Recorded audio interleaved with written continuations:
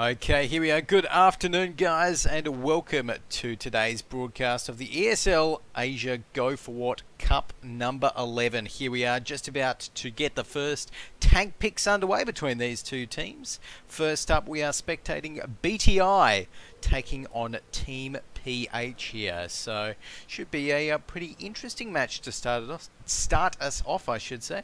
BTI, we've seen them do fairly well in some of the most recent Go4WoT Cups. I think last week they came 4th overall, and just taking a look at the board as well, they've come 4th in Cup number 7, 5th in Cup number 8, and in Cup number 9 they actually came 2nd. So some pretty impressive stuff there from BTI. And as we know, they're a very aggressive team. So here on Ghost Town, which we're seeing, well, I think we're seeing Ghost Town for the first time. I'm actually not too sure, but I'm pretty excited if that is the case. In fact, let's go ahead and double check the match. But should be pretty interesting. So let's bring that up now. And yeah, so Ghost Town, that's an interesting one, and we are indeed playing on Ghost Town with a tiebreaker in Lakeville if it goes to that third map. So obviously, Ghost Town, we haven't actually really seen it at all in this series of Go4WoT, this season of Go4WoT, I should say. So be interested to see what comes out of it. Right now, though, looks like we're going to be getting some more tank picks underway. I'm going to be running through TeamPH's tank picks first, and in fact, let's go ahead and take a quick look at the head-to-head matchup here for both of these teams. You can see the nice logos as well. There we go. TeamPH on the left, BTI on the right, and the first picks are out. So Reaperman 92 there for BTI. He's picked himself, or his team rather, an IS-3 and a T-32. So starting off with two Tier 8 heavy tanks. That IS-3, of course, that Tier 8 Russian heavy with a brilliant gun, nicely sloped frontal armor, and the T-32, the Tier 8 American heavy, not so strong frontal armor, but of course great for getting into those hull down positions where only its turret armor is showing, and that is some thick turret armor on that one, the T-32, over 200 mils of it in the front. And next up, we've got the next picks. So TeamPH choosing a 112 and an IS-3. Reaperman 92 responding there with a 110 and an RU251. So interesting going for the RU251. It's not often that we see three heavy tanks followed up by something as light as an RU, but there we go. So ULAP there for TeamPH, picking an AMX 5100 and an IS-3 next. So again, keeping it pretty heavy. We've got Reaperman 92 there with a T-49 pick, so that Tier 8 light with a big derp cannon on it. Interesting to see that picked in towards what seems to be a fairly heavy lineup from TeamPH. I mean, we've obviously seen the T-49 work really well on those maps like Cliff, where the opposing team is almost always going to be having, fielding a team of light tanks, but here we're seeing the T-49 picked against a team of heavies so far, so I'm not too sure how well that's going to be playing out. The T-54 lightweight, of course, just well, it's good whenever, let's be honest. So one of the strongest tanks in the game at the moment at Tier 8. Alrighty, so looks like the other TeamPH guys might just be reconnecting there. We've got Overkiller back online, so we'll have to wait and see what their next couple of picks are. We've got, I think, 2 more picks to come out from, there we go, or 3 more picks, I should say, to come out from TeamPH. So they're going to be picking a T-37 and an IS-3. So going with that Tier 6 Light Scout, the T-37, another IS-3 to bolster their team. Reaperman 92 finishes off the BTI lineup with a T-37. Nothing too crazy coming in there.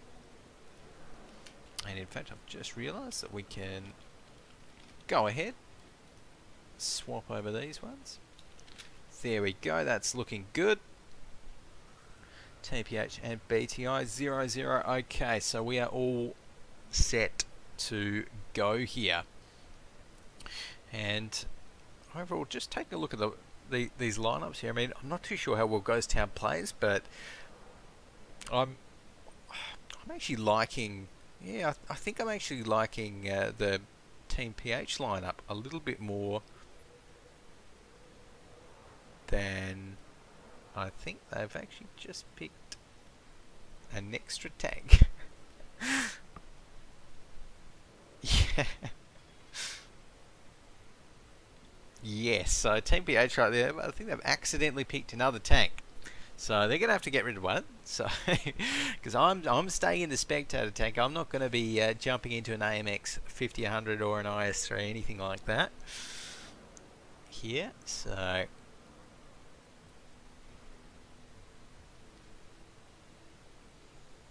looks like what they will actually be going with is their lineup there. So they've got a 112, a T37, an AMX 5100, an IS3, another AMX 5100, another IS3, and a final IS3. Okay, good. So yeah, overall, just on tank picks, I'm really liking TeamPH. It just seems to synergize a little bit better than BTI, who again have the T49. I'm not convinced about the T49 against 3 IS3s and a 112. The RU251 again, you know, can be made to work, but really the question is Ricky going to be able to, is Chibi Decade going to be able to use the mobility of that RU251, and is Don Bassett going to be able to use the mobility of the T54 lightweight, or, you know, may they as well have just have been tier 8 heavies again. So looks like once everyone is ready, we're going to be jumping into this one here. So remember, guys, as well to tweet at ESLWOT during the stream. And here we go, we're getting the countdown happening, and we're going to be jumping into games. So TeamPH taking on BTI on Ghost Town.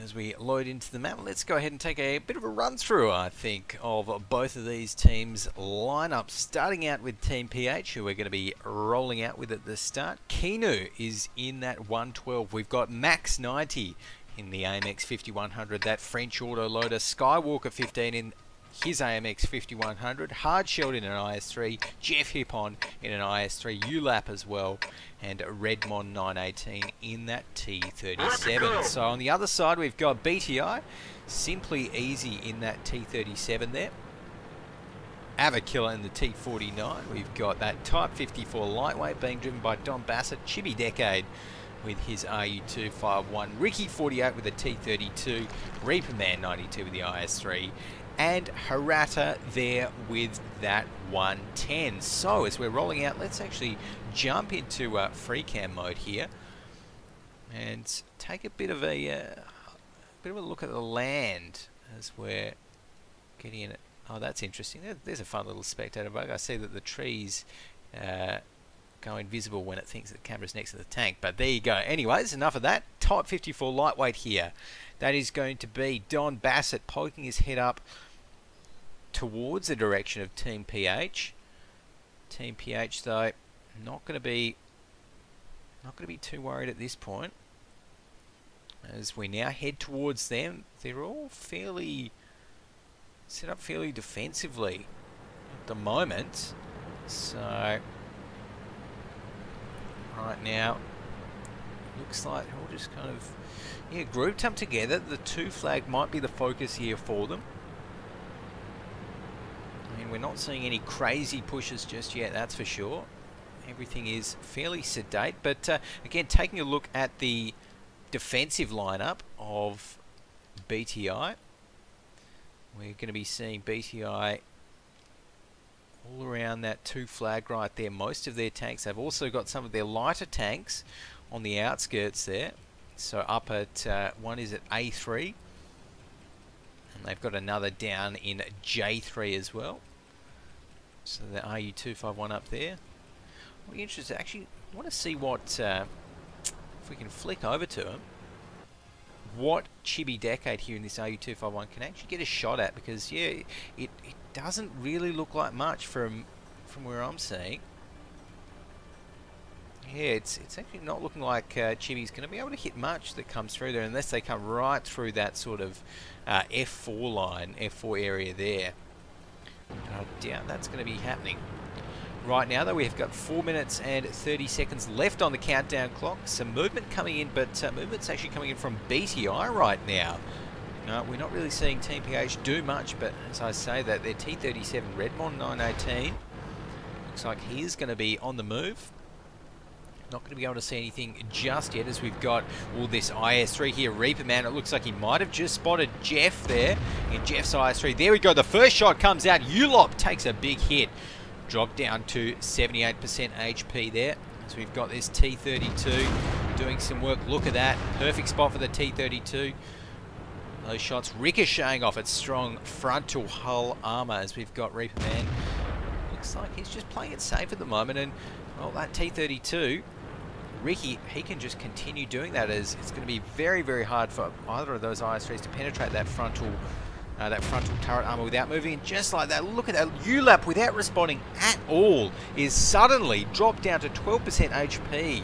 Although the first kill is actually going to come onto Chibi Decade, who has been obviously getting hammered in the meantime, and the focus is on the 1 flag. Okay, this is interesting. So now it's going to be up to BTI to rotate on towards TeamPH. TeamPH, they've got 3 members on that 1 flag, getting themselves into a nice bit of cover here as well.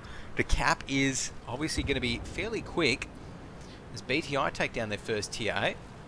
So they went for a bit of a chase on that tier 8, but they need to realise that they need to get that base cap stopped. As again, Don Bassett's just taken down 1, but Jeff here and the rest of them doing a fantastic job of, well, just drawing it out a little bit, playing for time. The base capture is on 92 at the moment, 94. They need the reset right now, 99, 100, and there we go. Overkiller misses, and the base is captured. Brilliant bit of play there from TeamPH.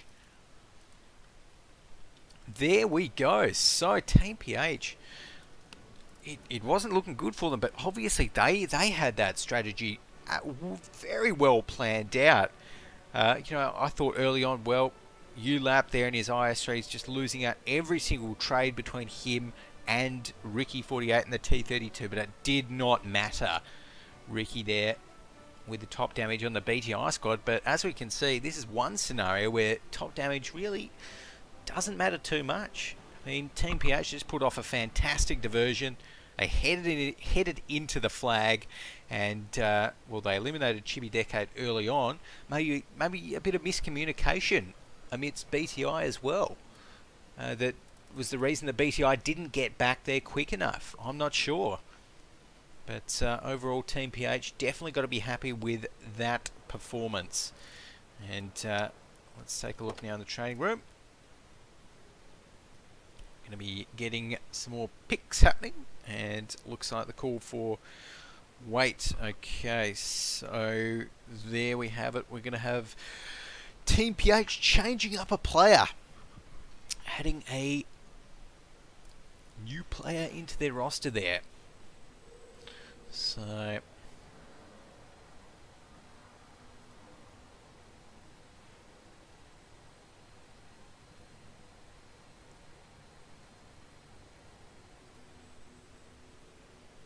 alrighty. Right now, we've got another player coming in, so I'm not too sure who's coming out, but it looks like Baby Jelly there is going to be okay. So Max 90 is going to be coming out there. Yep. Okay. So subbing out Max 90 there, putting in Baby Jelly, and it'll be interesting to see what TeamPH has planned for the defense of this map. Obviously, they had that very well thought out kind of distracto strategy there in the attack, but yeah, Ghost Town definitely seems to be an interesting map and potentially a hard one to defend.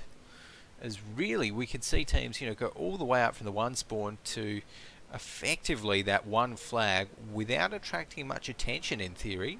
and, you know, potentially getting themselves onto it without much competition at all, depending on the positioning of the defenders. But it seems like, well, in order to have a remote chance of defending that 2 flag, teams are going to have to position quite a few tanks around the middle there anyway. So really, it's definitely a tricky one. Definitely a tricky one. So it looks like Reaperman 92 there for BTI, saying that they're going to be going with the same lineup. And yeah, obviously, again, that RU251, that didn't work out. Simple fact, RUs really have super weak armor, for those that don't know. And just about anything will penetrate that. So leaving an RU251 as your only sort of kind of defense on that 1 flag, maybe not a brilliant move there from TeamPH.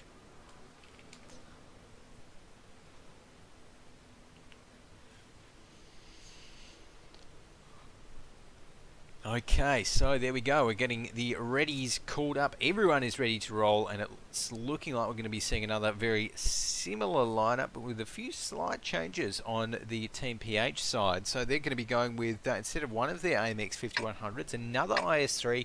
They're also going to be going with, instead of the 112, that Type 59. So I'm actually liking that quite a bit. I have to see how that USSR medium tank plays out as well. We do see the Type 59 occasionally, but I've never been particularly impressed by it. But I think on this sort of a map where, well, who knows, maybe a little bit of mobility mixed with a bit of extra defense could come in handy. Let's go. We'll have to wait and see. So as we roll out, TeamPH going to be mixing it up a little. We've got Redmon, Hardshell, Kinu, Skywalker, and ULAP, from the looks of things, heading towards the centre here, near that 1 flag. And already it looks like BTI are on the move straight towards the 1 flag as well, heading up that 0 line there. So looks like we're going to be having Skywalker just sitting tight there, hard shield in his IS-3.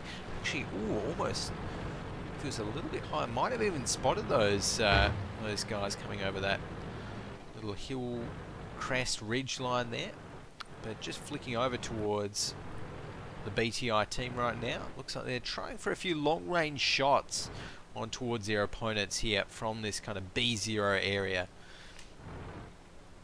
And you've got to almost wonder whether in any situation, maybe even an artillery on this map could come in handy.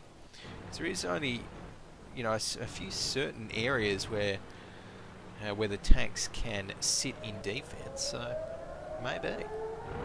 Right now, though, the base is going to be capped up. The cap has been started. Kinu, though, ducks behind cover right after he's popped out, so obviously a little bit afraid. Maybe spotted a few of the BTI players on the other side there, but he's not going to be worrying too much about it. Only one on the base cap right there. Some shots do come in. Kinu not getting hit just yet, as we can flick over to Simply Easy there, right on the edge of the cap, and that is a very nice spot for him to be in. So the rotate is coming on. We can see on the mini-map right there, TeamPH, they are all heading towards this 1 flag. They know that's where the focus is. Suddenly, though, Simply Easy is... Ooh, it's actually put on fire. Auto-fire extinguisher puts it out, but it's going to be a bit of money wasted as he gets taken out by Hardshelled right after that. So, actually, we can see here Overkiller in the T49 not going with the derp cannon, going with the well, more standard armor penetration cannon, so to speak, there. So I actually do like that move to opt for that. Right now, though, it's looking like the attackers, they're going to need to push in fairly soon. The countdown clock is on 4.5 minutes right now, so Chibi Decade might be the first one, and having your first attacker in the RU251 might not be the best idea, but already the IS-3 and the 110 are around. We get the repair happening on that turret traverse. Chibi Decade going to be helping Ricky to take down ULAP, and the next focus is, of course, Jeff Hippon. Can he get another shot off before he drops? Yes, he can. Doing a nice amount of damage there to Chibi Decade, but he goes down right after that. And suddenly Kimu is up on the top and not really able to contribute to the battle much from there. Can't quite get the gun depression. So that is a big problem for TeamPH. Hardshelled, he's in a world of hurt. Dropped down to 28% HP. 1 or 2 more shots will finish him. His tracks are wrecked. Oh, nice ricochet there. Lets him get another shot off. Now he's dropped down to 2%. 1 more shot coming in from Ricky takes him down. And it is 3 tier 8 tanks that have been dropped on the TeamPH side. BTI, they've only lost 2 in a tier 6. Baby Jelly is the next focus. Ricky getting some shots onto him. Some ricochets coming out there from Baby Jelly. Doing a great job using that IS-3's angled armor to his advantage. 622 damage he's just taken like that, and 1 more shot from an IS-3 should be enough to finish him off right there. Oh no, he does manage to take down Don Bassett before he goes down. We've got a 2v3 in terms of tier 8s at the moment. We'll make that a 2v2 as Kinu has just gone down. That Type 59 not doing too well for him right now. Skywalker in the AMX 5100 as well. Well, whenever you've got an AMX 50-100 left, then that's not usually a good sign. I don't think he's going to be able to take out all 3 tier 8s with a single clip of the auto loader. So right now he's going to be losing his track and losing his tank's structural integrity, should we say, right after that from a shot from Ricky 48. Next up, Redmond, the last man standing there. Going to be seeing what he can do as the rest of BTI get themselves on towards that 2 flags. So we're going to be going off to, it seems to be a 3rd match after this, unless Redmond can pull off something crazy here with that T37, which I do doubt. So we've got a base cap. That's going to be finishing fairly quickly there. Already just about up to 50 points. And Redmond might actually want to hot-foot it towards the centre of the map if he wants to even try for the reset, but at the moment he's not doing that, so I don't think we're going to be seeing any crazy last-minute plays there from him, so who knows, maybe just saving a bit of repair money, something like that. Knows that the game is over. So there we go, that is the 2nd match in this best of 3 going over to BTI. And that means that we're going to be going off to a short little break before taking the tiebreaker on Lakeville. Alrighty guys, don't go anywhere. Next match right after this, BTI versus TeamPH.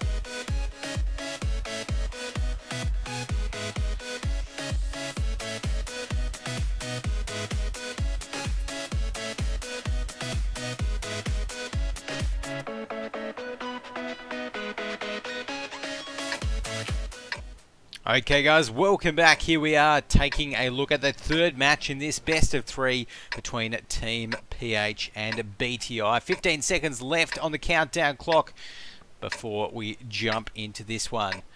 So, and in fact, I'm going to get a little bit of a tweet out before we go live as well. Alrighty, jumping into time to roll out. The time.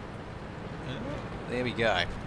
Alrighty, so that is looking good. Let's go ahead and roll out right now. Kino, from the looks of things, he is going to be heading out in his 112. We've also got two AMX 5100s fielded by TeamPH. 1, 2, 3 IS3s and a T37 on the other side though. BTI, as we flick over to them, they've got one T37, one T49. In fact, they've almost got the exact same lineup, but they've got an RU251, T32, AMX 5100, and the 110. So not fielding any IS3s this time, a little bit different. Alrighty, so right now, just taking a look at where everyone's heading out to.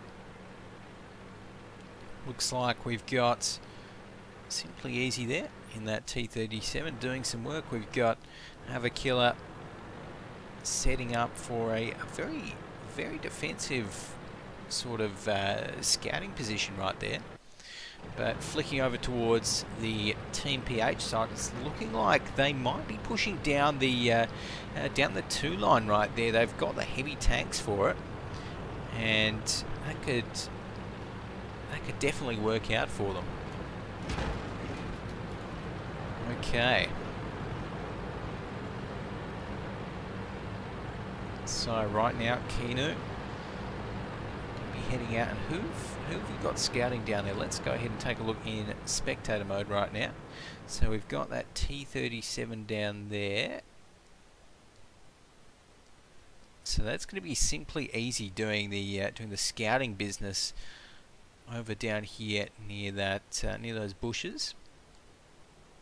So he's going to be just looking down. Soon he might be seeing those IS3s poke their heads up above over that hill. And well, I'm sure we're going to be seeing the rotation coming in from the rest of the BTI guys as soon as that does happen. So actually, let's go ahead and see if we can capture all three in the shot right here. As there we go. So everyone's moving up, and they have been spotted. Okay, and we can see already the BTI guys, they are responding right now. So BTI sending their T54 lightweight over there, and the movement, the battle is just about to truly start here. The focus is going to be on the one flag, of course. We've got Kinu heading up there, and it's like he's going to be helped out. Everyone else from the TeamPH squad also heading down that 2 line. So knocking down a few trees as they go, and that's interesting. As we see there, two of the RU251 and the T49 from BTI, they're actually getting sent up. So what they're trying to do is trying to get a bit of a flank on there with those 2 light tanks. I'll be interested to see whether that does actually work out for them. In fact, let's go ahead and take a look at that T49 there again with the high armor piercing cannon on it rather than the derp cannon. So it's going to be Overkiller and Chibi Decade in their tier 8 lights heading around the back, as we see the base cap has been started up to 35 points at the moment, as all of the TeamPH guys are making their way onto it, and we're going to need to see a base cap reset fairly soon. It's on 55 at the moment and increasing. There we go. There's some resets coming in as Hirata takes down Jelly Baby. And let's jump back on towards the action as we see Chibi Decade getting a few shots across, and suddenly TeamPH, they are in a lot of danger. They've got tanks coming at them from all sides over here. And we've got Ricky here just poking with his turret. Great bit of play there, as we can see. Very hard for the TeamPH guys to try and get the try and penetrate that frontal turret armor of the T32s. We can already see lots of dings there, as well as that's going to be Redmond taking a lot of damage. Dropped down to 25% HP, dropped down to 10% now. One more shot will finish him off. There we go. No, make that 2. Ricky takes him out there as Kino goes down. So Jeff Hippon still up and kicking, as is ULAP, and hard shelled. We've got hard shelled is going to be the next focus. Drop down to 44% HP. He's actually wedged in between two IS3, so maybe providing a little bit of good cover for him. As TeamPH right now, they are responding, but they haven't got any kills on the board. As I say that, finally, the tier 6 light tank goes down, but really at this point it is too little, too late for TeamPH, and now we're just seeing BTI close in to seal the deal here on Lakeville as the second last member goes down. ULAP, last man standing there for TeamPH, who's getting absolutely hammered there, 20% HP, and one more shot, there we go, comes in from Ava Killer in that T49.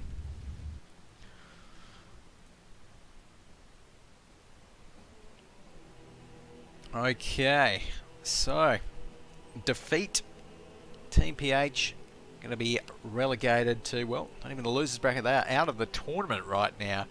So definitely put up a good fight, great to go out in the best of 3, but if we take a look there at the team score, we've got ULAP at the top, 2.3k damage, Jeff Hip on there, 1,000, Hard Shelled, 1,000 as well. The rest of the team unfortunately didn't quite break the 4-digit mark. Over on the other side though, BTI, Chibi Decade with his RU251 light tank dealt 2.5k damage. Ricky 48 in the T42 did 2.2, and some pretty respectable damage numbers all across the board there for BTI. So they've got to be pretty happy about that for sure. And right now, guys, what we're going to be doing is jumping off to a little break and bring you after this the quarterfinals, I do believe. So definitely stay tuned. We'll be back very soon.